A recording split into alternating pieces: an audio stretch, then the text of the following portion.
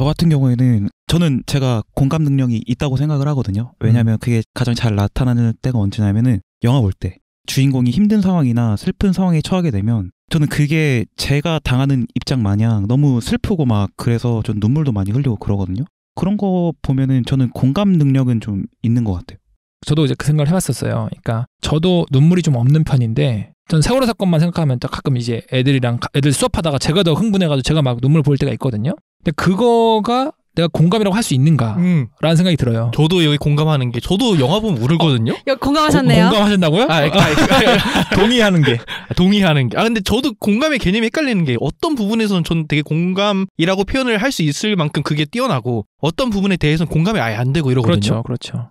저도 여기도 되게 오래 생각하고 고민하는 거여서 오히려 더 말을 하기가 어려운데 사실 100% 공감이라는 거는 있을 수가 없죠. 어떨 때는 난 너를 공감한다는 그 말 자체가 되게 오만할 때가 있잖아요. 그럴 때가 있어서 사실 되게 상대적인 능력을 생각하는데 저는 이런 것도 있다고 생각을 해요. 저도 되게 눈치가 없는 편이에요. 눈치가 없는 편이어서 되게 남들한테 의도치 않다는 말도 사실 되게 문제가 될 때가 많지만 파악을 못하거나 상처를 주거나 그랬던 적이 있어요. 그때 제가 항상 하는 말은 미안해, 나 눈치가 없어. 눈치가 타고나긴 없나 봐. 이런 말을 종종 했었는데 사실 나이가 들면서 점점점 생각하는 게 뭐였냐면은 저한테는 눈치를 제가 봐야만 되는 상황이 많이 없었던 거예요. 그러니까 사실 눈치를 본다는 거는 어떤 그 상황의 대체로 약자나 눈치를 봐야만 하는 사람이 그거를 경험적으로 늘릴 수밖에 없거든요. 근데 상대적으로 눈치를 볼 만한 상황에 많이 없었거나 대체로 내가 맘대로 하거나 그냥 내가 그냥 하고 싶은 대로 해도 별다른 제재를 안 받거나 상대방의 불만을 받아본 적이 없는 사람은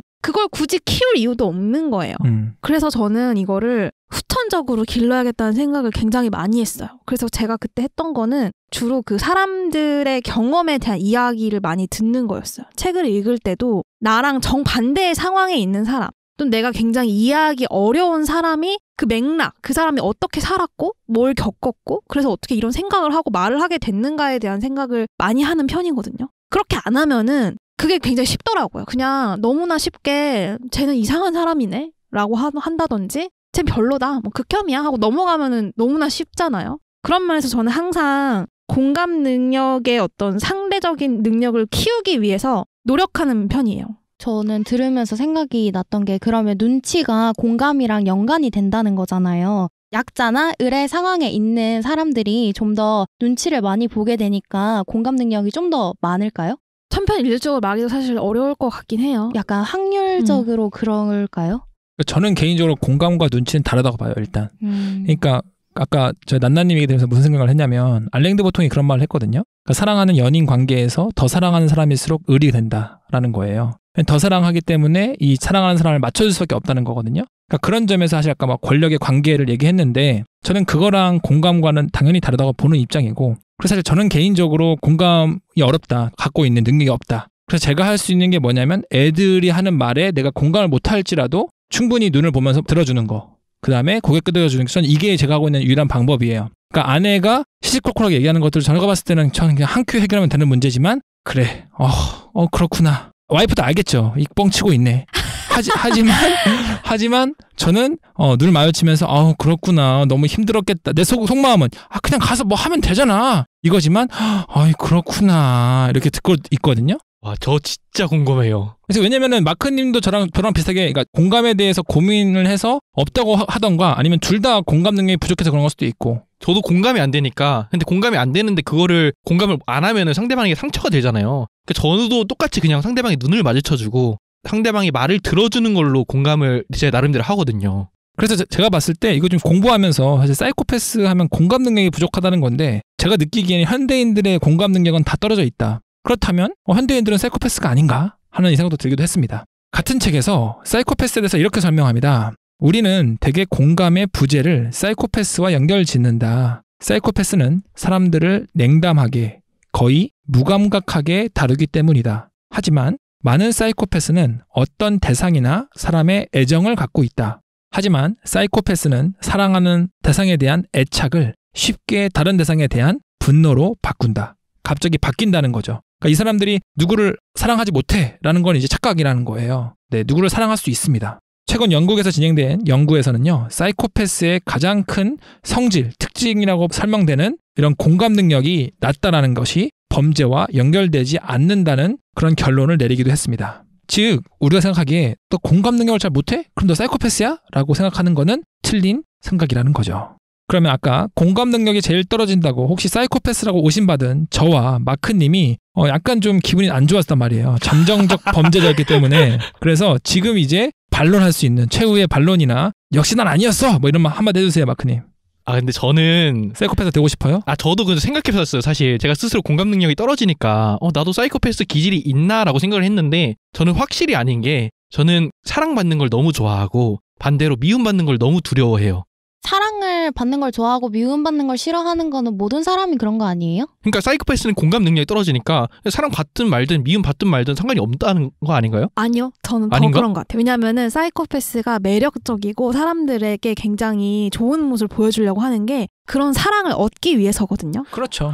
나 사이코패스인가? 대박. 그럼 이렇게 마크님은 사이코패스인 걸로 네, 결론을 맺고 네, 여러분 저는 아닙니다. 자, 그럼 이제 여러분들이 이제 이런 생각이 들 거예요. 그러니까 마크님처럼 또 그럼 사이코패스 어떻게 알 수 있을까라는 생각이 들 겁니다. 청취자분들도 비슷할 거예요. 나는 이런 측면에서 공감 능력이 좀 부족한 것 같은데, 난 거짓말 좀 잘하는 것 같은데, 내가 사이코패스인가? 이런 생각이 드실 겁니다. 다 제가 계획된 흐름으로 맞춰놓은 거예요.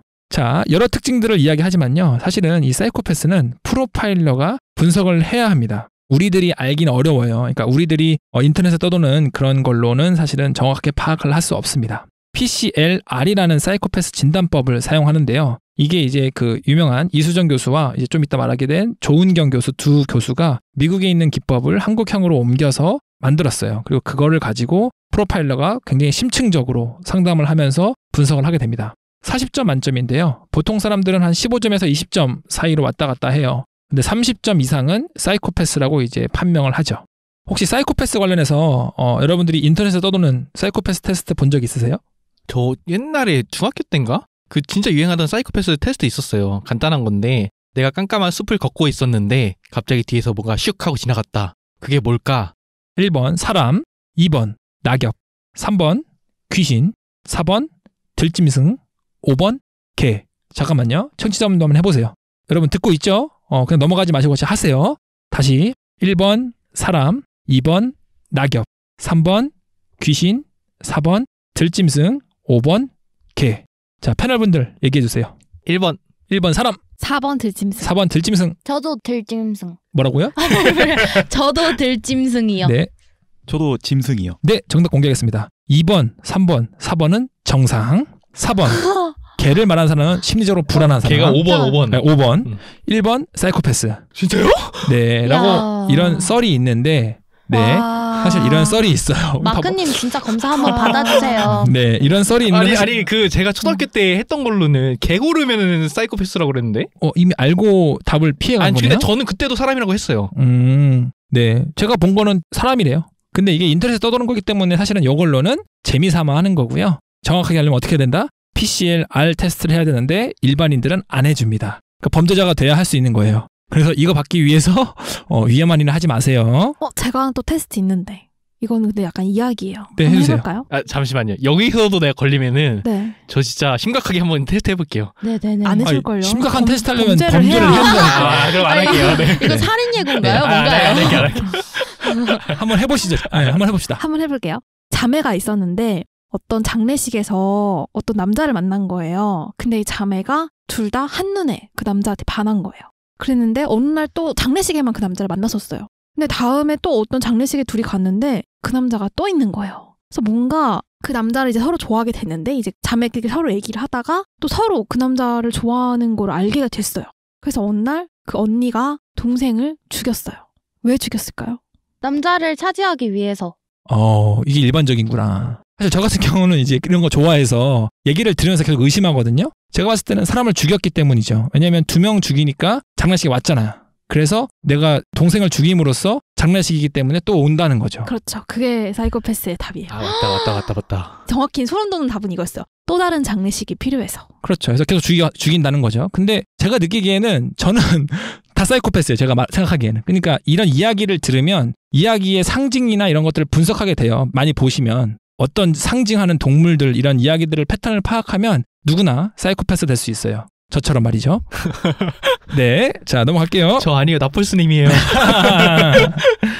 자, 아까 말한 것처럼 이런 사이코패스 테스트로는 이게 간단하게 파악할 수 없습니다. PCLR 같은 경우도 총 20개의 문제인데요. 이거를 뭐 자기가 객관식으로 풀어가지고 하는 문제가 아니고요. 프로파일러가 면담하고요. 몇 시간 동안, 며칠도 걸리기도 해요. 아까 말한 것처럼 행동, 패턴 다 파악하면서 그리고 다양한 주변 사람들의 자료 이런 것들을 통해 가지고 채점이 되기 때문에요. 일반인들은 그 점수를 알 수 없습니다. 아까 말했던 가장 유명한 살인마 중에 하나인 유영철 같은 경우는 이 사이코패스 테스트에서 38점을 받았어요. 그래서 이 사람이 이제 우리나라 최초의 사이코패스로 판정을 받았는데 그 이유가 뭐냐면 사이코패스 테스트가 이때 만들어졌기 때문에 그래요. 그래서 이 테스트가 만들어진 다음에 유영철을 이제 테스트를 해본 결과 38점을 받았죠.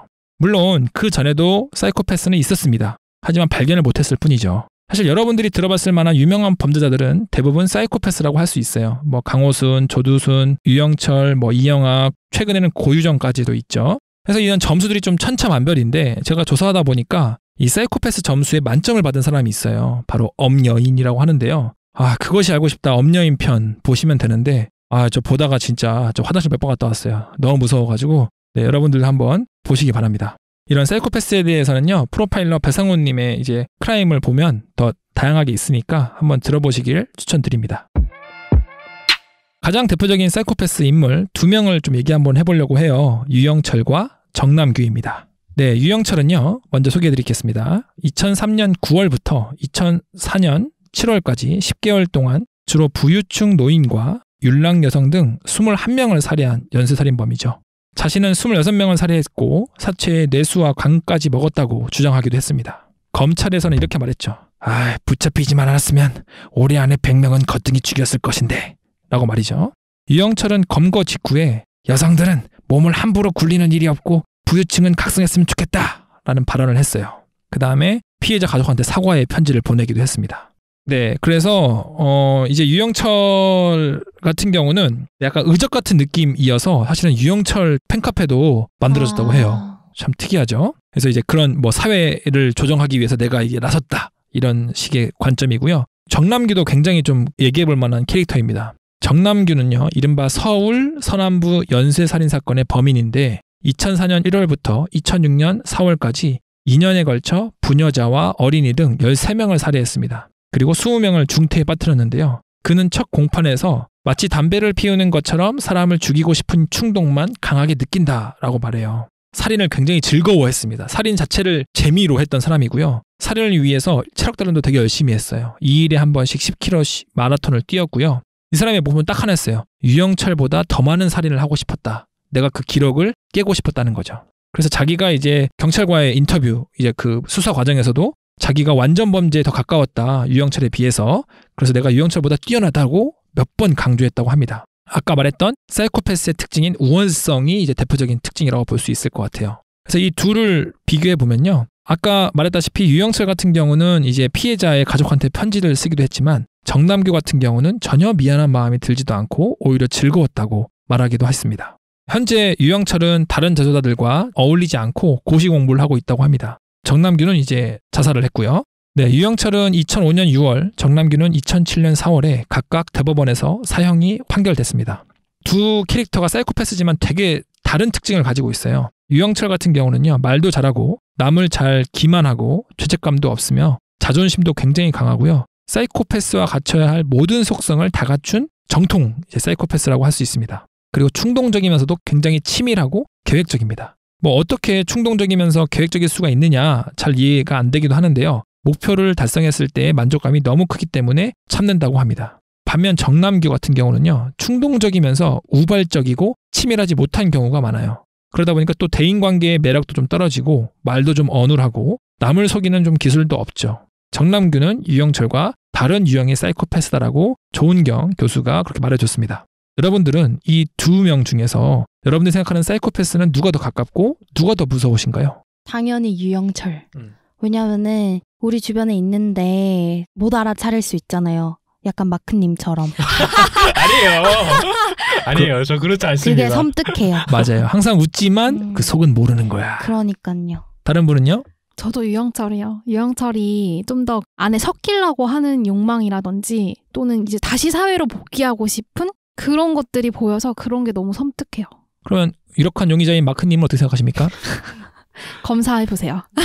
저는 이거 정남규가 더 무섭다고 생각하는 게 정남규 되게 우발적이잖아요. 그러니까 맞아요. 그냥 이유가 없는 거예요. 그냥 지나가는 사람 막 때려 죽일 수 있는 거고 그게 더 무섭지 않나 저는 그렇게 생각해요. 저도 사실은 좀 그런 우발적이 더 무서워요. 근데 정남규는 옆에 있으면은 저 사람 뭔가 이러면서 좀 피할 것 같거든요. 지나가다 하는 게 아니고 타겟팅을 해가지고 빌라 같은 데 들어가서 이제 뭐 망치로 그렇게 하는 거죠. 제가 근데 읽어보기로는 정남규는 대체 약간 강도처럼 완전 타인인 상태였을 때 그렇게 했거든요. 근데 유영철은 친절을 가장해서 접근을 하고 거리가 가까워졌을 때 주로 약간 차에 태웠다고 그래요. 제가 데려다 드리겠습니다. 뭐 이런 식으로 해서 그래서 사람이 약간 경계를 풀고 그 사람의 어떤 바운더리 안으로 들어갔을 때 그렇게 범죄를 저질렀다고 했거든요. 그래서 저 같으면은 그게 더 무서운 것 그러니까 같아요. 더 친해진 다음에 그렇죠. 하기 때문에. 그렇죠. 그리고 그걸 가장할 수 있다는 게. 네. 뭔가 유영철은 조금 더 잡기 어려웠을 것 같아요. 정남규는 그냥 강도짓을 한 거면은 그건 정말 강력범죄 수사를 하면은 잡히는데 뭔가 그 저항도 좀 덜하고 경계가 풀어졌을 때를 노렸다면은 잡기도 좀 더 어려웠을 거라고 생각하거든요.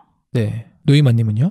저는 정남규 얼굴을 처음에 딱 봤을 때 눈을 보고 저는 살인자라고 직감을 했거든요. 근데 유영철 같은 경우에는 얼굴을 보면 매력 있다, 잘생겼다고 느꼈는데 그런 이제 자신의 이제 매력을 이용해서 사람을 죽이고 이런 거 자체가 저는 더 무섭다고 느껴지네요. 네. 둘 다 사이코패스인데요. 정남규는 이제 소시오패스에 더 가깝다고 합니다. 네. 유영철은 타인을 통제하고 조종하고자 하는 욕구가 강한 반면에 정남규는 자신의 만족을 위해서 한 경우인 거죠. 정남규는 2009년 11월에 자살을 합니다. 교도소에서요. 왜 정남규는 자살을 했을까요? 물론 자살했기 때문에 정확한 이유는 모르지만 추측해 보건대 정남규의 패턴을 봤을 때 뭘 것 같으세요? 저 알 것 같아요. 네. 이 사람의 목적이 오직 살인이었잖아요. 그런데 그렇죠. 교도소에 들어가면 살인을 할 수가 있는 환경이 아니잖아요. 그렇죠. 그 이유가 아닐까요? 그렇게 분석을 많이 하고 있어요. 그 목적이 살인이었다 해서 더 나가서 이 사람이 목적 자체가 유영철보다 더 유명해지고 싶어서 살인을 했다 그랬잖아요. 그래서 이제 자기는 그 수사 과정에서 나는 더 많이 살인했다 이런 걸 계속 어필하면서 결국엔 그 자기 목적을 이뤘으니까 뭐 삶에 더 이상 가치가 없다고 판단해서 죽은 게 아닐까요? 제가 인터뷰로 읽기로는 이것도 뭐 그 사람의 진짜 생각을 알 수 없으니까 추측한 거지만 아까 노이만님 말씀하신 것처럼 더 이상 죽일 사람이 없으니까 자기 자신을 죽였다. 그렇게 말도 하더라고요. 저는 개인적으로는 못 죽여서 정남규였다면 탈옥이나 이렇게 좀 잘 해가지고 나와서 죽여야 되는데 죽이기에는 이미 사형이기 때문에 감축할 수가 없다는 걸 알아서 좌절감이 크지 않았나라는 생각을 전 좀 해요. 그러니까 제가 정남규로 생각을 해보면 최근에 지금 국민들의 이제 공분을 사고 있는 엠번방 사건의 조주빈이죠. 조주빈을 어떻게 봐야 될까요? 조주빈을 좀 사이코패스라고 여러분들 좀 보고 계신가요? 아니면 뭐 소시오패스로 보고 계신가요? 저는 맨 처음에 사이코패스 아니라고 생각했거든요. 그냥 약간 중2병 걸렸는데 잘못 걸려가지고 이런 사람인 줄 알았어요. 그래서 혹시 소시오패스가 아닐까라고 생각했는데 대학도 괜찮게 갔고 막 이랬다고 하더라고요. 근데 소시오패스는 그럼 또 아닌 것 같고 그러면은 사이코패스가 아닐까라고 다시 생각을 해봤어요. 그 이유가 뭐냐면은 저는 약간 조주빈이 했던 행동들을 봤을 때 저는 그렇게 절대 못할 것 같거든요. 왜냐하면은 이제 저희 엄마도 있고 뭐 여동생도 있고 그 주변에 가까운 사람들이 있잖아요. 그 사람들이 똑같은 일을 당했을 거라고 생각을 했을 때 어떻게 그런 짓을 할 수 있지? 라고 했을 때 그걸 진짜 했잖아요. 그러면은 사이코패스가 아닐까라고 저는 생각을 해요. 저는 뭔가 사이코패스라기보다는 이게 철저하게 수익을 목적으로 운영이 되어진 그런 방이잖아요. 그냥 돈을 위해서 뭐든지 하는 그냥 그런 사람이 조금 더 커진 느낌? 확장이 된 느낌? 그런 느낌이었어요. 네, 저는 개인적으로는 사이코패스라고 봐요. 돈이 목적이 되든 간에 타인의 고통에 공감할 수 없고 그걸 이용하고 있다는 점이고 제가 봤을 땐 굉장히 지능형이다. 조주빈이 사람들한테 놀랐던 게 뭐냐면 굉장히 밖에서는 뭐 봉사활동하면서 그런 거 하고 글도 쓰고 이랬는데 집에서는 이렇게 했던 거잖아요. 그러니까 이런 것들 제가 봤을 때는 굉장히 지능형 범죄에 가깝고 사이코패스가 아닐까. 다만 이제까지 했던 범죄, 즉 살인이나 이런 건 아니었지만 성적인 걸 굉장히 그렇게 심하게 했잖아요. 그래서 그런 점에서 약간 새로운 유형의 뭐 범죄 유형이라고 볼 수 있지 않을까 싶기도 해요. 뭐 전문가들이 또 얘기하겠지만 그러면 지금 사회, 우리나라의 사회는 어떻게 보고 계세요? 제가 말하고 있는 거는 우리 사회에 자체적으로 이미 깔려있는 문화, 약자에 대한 시선이 저는 이미 문제라고 봐요. 예를 들면 우리나라에서도 이미 뭐 학력에 대한 문제, 학력도 사실은 그거에 대해서 학력을 깔보고 있는 것들이 그런 문화가 있고, 혹은 뭐 아이들에 대해서, 혹시 장애인에 대해서 이런 시선들이 굉장히 많이 깔려 있다고 봐요. 저는 방관하고 있고. 그래서 그런 것들이 오히려 사이코패스를 만드는 환경으로 보는 입장이에요. 저는. 그러면은 저 질문을 조금 더 구체화하고 싶은데, 영화 조커 생각하면 좀 편할까요? 그러면 조커가 되게 불우한 환경 속에 열심히 살아보고자 했는데 그게 안 돼서 결국에 살인 저지른 거잖아요. 그런 사회가 우리 사회가 아닌가라는 걸 좀 말씀하고 싶으신 건가요? 근데 저는 조커를 안 봐서 잘 모르겠는데, 앞부분에서 봤을 때 조커가 열심히 살려고 했지만 사람들은 그 조커를 차별하잖아요. 안 좋은 시선으로 보잖아요. 거기까지 봤거든요. 그것이 문제라는 거죠. 그러니까 사실은 우리 일반적인 사람들은 사이코패스 문제야, 어휴 저 미친놈들이라고 하지만, 사실은 우리가 그런 환경을 만들고 있을지도 모른다는 거예요. 그러니까 그 사람들이 성범죄를 한 건 심각한 거고, 내가 누군가를 보면서 깔보고 무시하고 없는 애들한테 이렇게 무시하는 거는 그건 아니라는 거야. 마일드하기 때문에. 저는 이게 문제라고 보는 입장이에요. 개인적으로는. 그러면 그 사회에 대해서 어떻게 생각하느냐, 그게 질문인 거죠. 네, 그렇죠. 그래서 이제 사회 탓으로 하기에는 우리 사회나 모든 사회가 다 그렇게 하겠죠. 그러니까 방관하고 있다고 보는 거예요. 아까 같이 뭐 사이코패스 아니야? 이런 표현도 사실은 사이코패스들에 대한 그런 시선들이나 이거 다 깔려 있잖아요. 그러니까 우리는 정작 그렇게 얘기하면서, 웃으면서 얘기하면서 그들한테만 문제라고 할 수 있을까? 저는 그렇게 생각하는 입장이에요. 저도 거기에 동의를 해요. 그냥 범죄가 일어났는데 그냥 이 범죄 자체에서 일어났으니까 처벌 이런 식으로 하면은 앞으로 똑같은 일이 또 일어나거든요. 그 사람에 대한 처벌만 일어나지 제2의 제3의 그런 범죄자가 나타나지 않으리란 법이 없으니까, 그걸 좀 더 고치기 위해서는 이런 일이 왜 일어났는가. 왜 미국에서도 총기 난사 사건이 있었잖아요. 그 볼링 폴 컬럼바인이라고 해서 컬럼바인 고교에서 그 고등학생이 총기 난사한 사건이 있었는데, 이거에 대해서 이게 왜 일어났는가라는 문제에 대해서 심도 있게 생각을 하지 않는다면은 제2, 제3의 그런 고교 총기 난사 사건이 일어날 수가 있는 거죠. 그랬을 때 그냥 고2병 걸린 뭐 그런 찌질이들이 와가지고 그냥 그런 거 했다라고만 끝내버리면은 더 문제가 이제 해결되지는 않는 거죠. 사이코패스의 원인이 좀 궁금하잖아요. 네, 생물학적으로 사이코패스는 감정을 느끼고 억제하는 전축두엽 부분이 정상인과 다릅니다. 유전적 요인이 영향을 미친다는 거예요. 그래서 이제 괴물의 심연이라는 책에 보면요, 그 사이코패스라는 게 사실 총 3가지를 비유해요. 3가지의 의자라고 하는데요. 그 3가지의 의자가, 첫 번째가 이제 전축두엽의 유별난 기능이 낮고, 두 번째 고위험 변이 유전자가 타고난다는 거예요. 그리고 세 번째가 어린 시절에 감정적, 신체적, 성적 학대라는 겁니다. 그러니까 이 3가지가 있을 경우 이제 사이코패스의 요소와 상호관계를 설명하거든요. 그런 점에서 좀 더 얘기해 볼게요. 그러니까 이제 사이코패스의 유전적 요인은 어쩔 수 없죠, 저희가. 근데 이제 좋은 환경이면 좀 잘 살아갈 수 있다고 보는 겁니다. 충분히 사회적으로 잘 지내고 사이코패스라고 다 범죄자가 되는 건 아니기 때문이죠. 네, 한림대 조은경 교수는 이렇게 말합니다. 아동기 때 충동 조절 훈련이나 행동 치료 같은 걸 어느 정도 효과가 있지 않을까 싶어요. 왜냐하면요,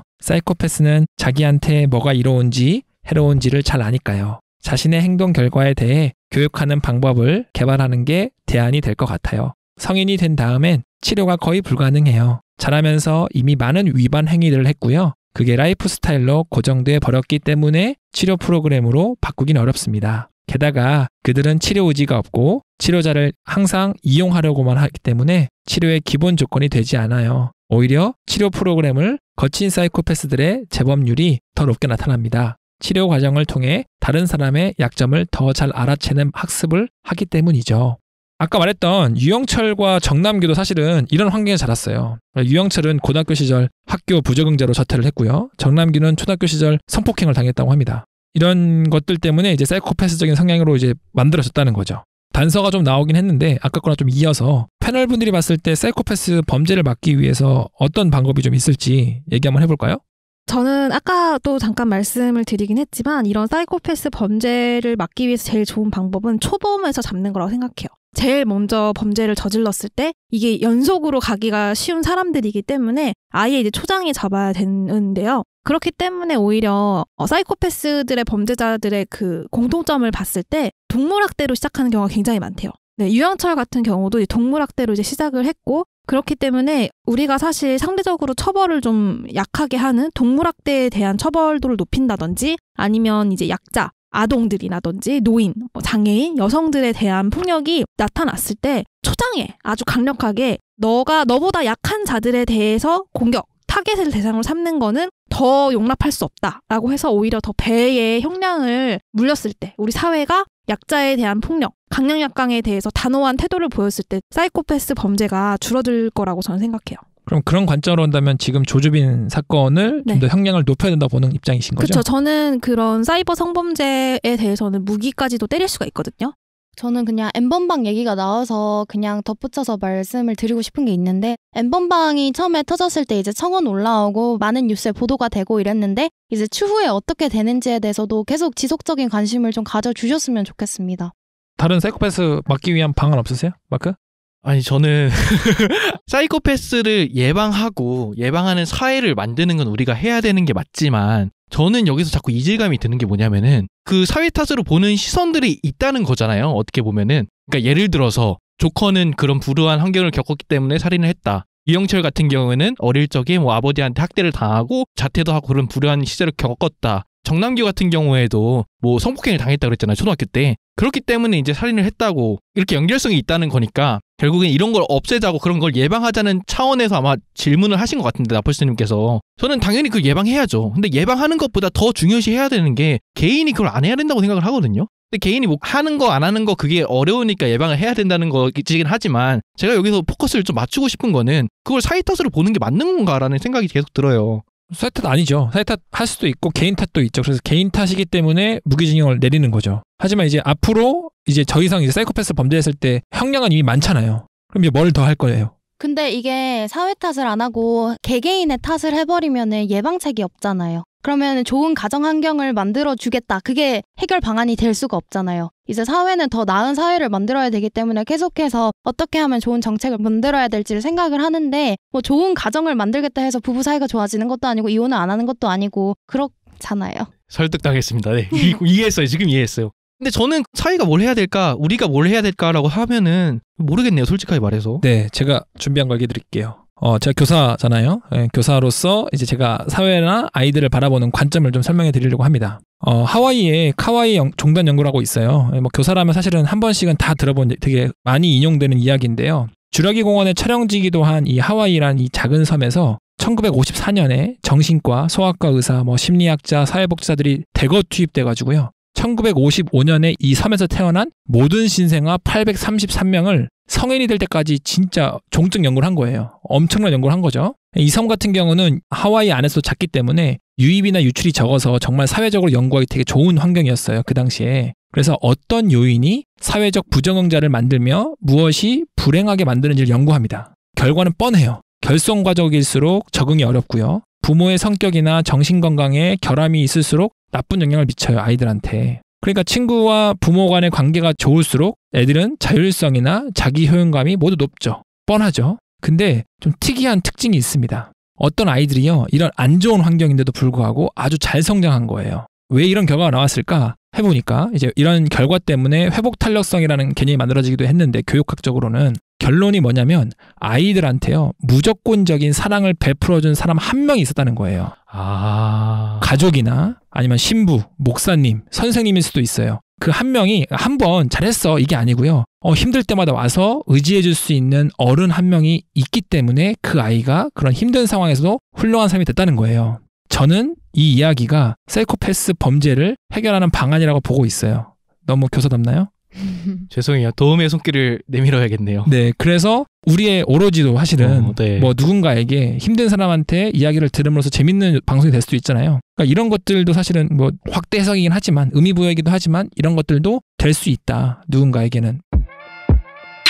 많은 사람들이 사실 사이코패스를 좀 두려워하잖아요. 그 이유가 아까 말했던 것처럼 우리 주변에 어딘가에 있을 수 있다는 가능성 때문입니다. 괴물의 심연이라는 책은요. 제임스 펠런이라는 뇌과학자가 쓴 책이거든요. 꽤 재밌게 읽었는데 이 펠런이 사이코패스들의 뇌의 공통점을 좀 분석을 해요. 그래서 뇌 사진들을 막 분석하다가 실수로 이제 자신의 뇌 사진도 섞여 있던 거예요. 그래서 이거 뭐야 사이코패스네? 이랬는데 알고 보니까 자기 뇌였던 거예요. 그래서 뭐야 나 사이코패스야? 이렇게 마크님 아니에요 마크님? 이렇게 당황했지만 아니야 나는 친사회적 사이코패스야. 마크님 따라한 건데.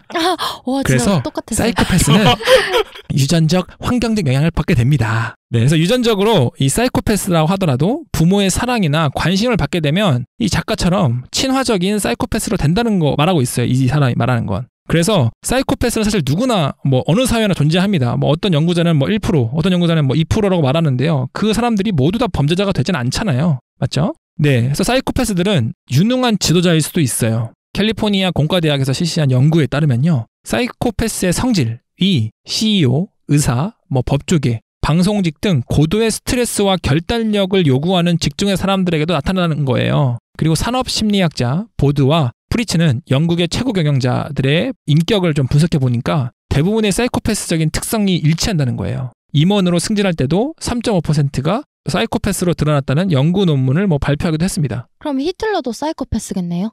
설명을 드리면 사이코패스라는 건 그전에 히틀러나 이 역사적 사실, 그러니까 죽은 사람에 대한 거는 판명할 수 없어요. 맞죠?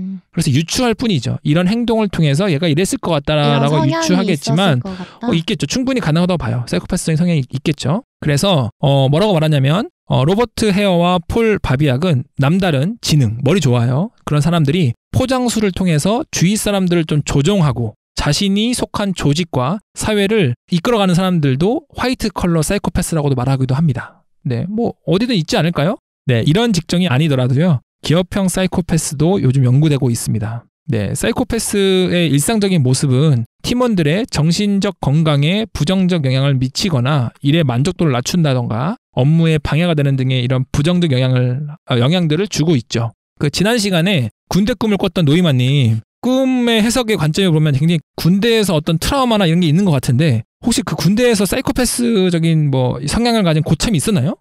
제가 겪었던 거는 그냥 그 당시에 이제 군대에 만연해 있던 부조리였지 그렇게 뭐 저 사람이 사이코패스다? 뭐 그런 사람은 없었던 것 같아요. 그렇군요. 그럼 혹시 다른 분들 좀 겪었던 경험 있으세요? 예를 들어 드릴게요. 동료를 좀 비난해요. 막 까. 근데 평가에 반영되는 사람한테는 굉장히 잘해주는 사람들. 이 사람들도 사실 지능형 사이코패스라고 해요. 이 사람들은. 그리고 이익을 위해서 지위를 이용하는 경우도 있죠. 한 심리학자는 이렇게 말하기도 해요. 직위를 이용해서 인턴 엉덩이를 만진 그 누구죠? 청와대 대변인 윤창중 씨. 29만 원밖에 없다면서 거짓말을 하고 뭐 이렇게 말하는 전두환 대통령도 넓은 범위의 소시오패스라고도 말하기도 합니다. 그리고 이제 여기서는 이렇게 말하고 있지만 아까 말한 것처럼 친사회적인 사이코패스가 저는 긍정적인 영향을 미친다고 봐요. 굉장히 어려운 상황에서 결단을 내려야 돼요. 맞죠? 어떤 리더나 어떤 모든 상황에서 어떤 결단을 내려야 되는데 너 많은 거를 고민하다가 이제 뭐 놓치는 경우도 있잖아요. 그런 경우에 결단력이나 이런 것들을 하는 것도 사실은 사이코패스적인 성향도 있고요. 어떤 뭐 외교나 이런 문제 상황에서 우리나라가 미국과 협상을 하는 과정에서 들키지 않고 잘 협상을 해야 돼요. 이런 것들도 사실은 어떻게 본다면 거짓말을 지키지 않는 것들 뭐 긍정적인 영향도 있지 않을까라고 보고 있어요. 마키아벨리가 생각나네요. 마키아벨리가 말한 것도 사실 그런 사람이 되라는 거 아닌가요? 그런 사람이 훌륭한 군주다.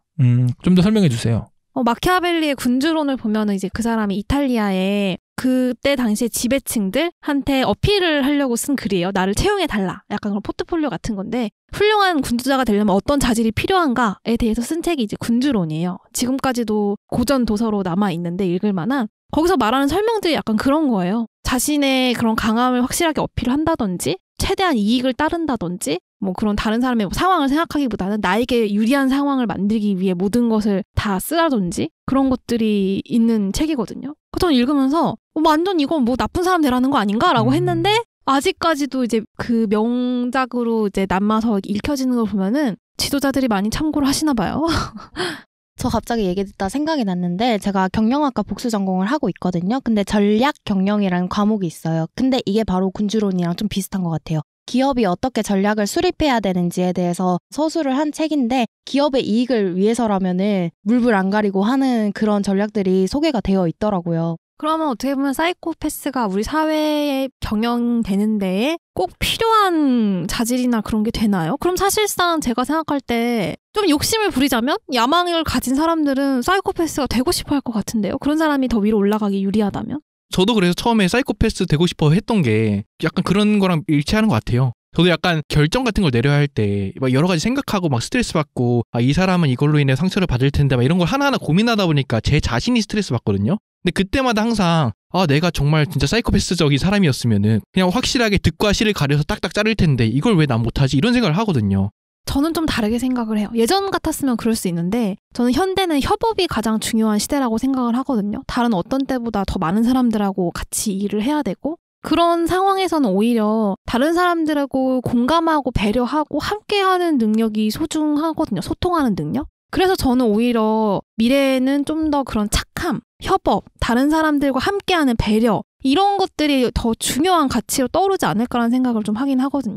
섬김의 리더십이라고도 하죠. 근데 저는 마크 의견에 좀 동의를 하는 게 우리가 그 쉽게 예를 들 수 있는 사람들 중에 스티브 잡스가 약간 마크님이 말한 성향을 많이 가지고 있었다고 해요. 냉철하게 기업에 이제 방해되는 인물은 칼같이 자르고 이제 한번 결정했던 일은 끝까지 이제 밀어붙이고 이제 자신의 이제 주관적인 그런 주장도 강하고.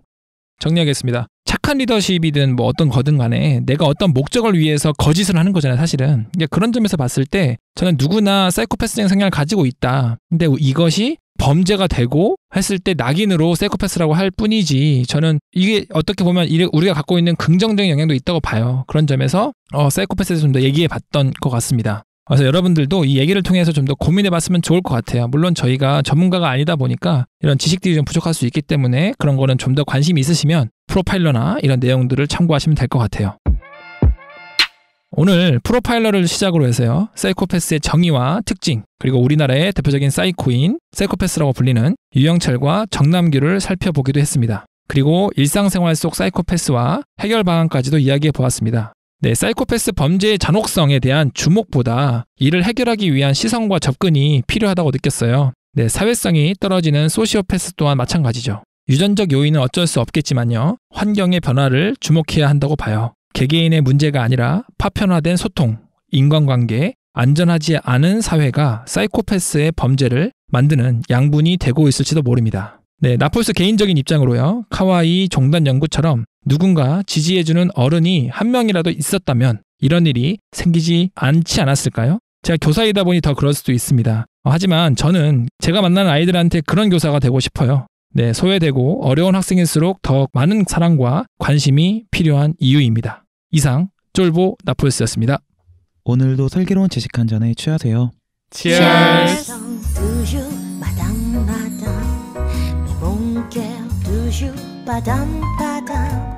Avec un café, avec une baguette, marchant sous la tour Eiffel.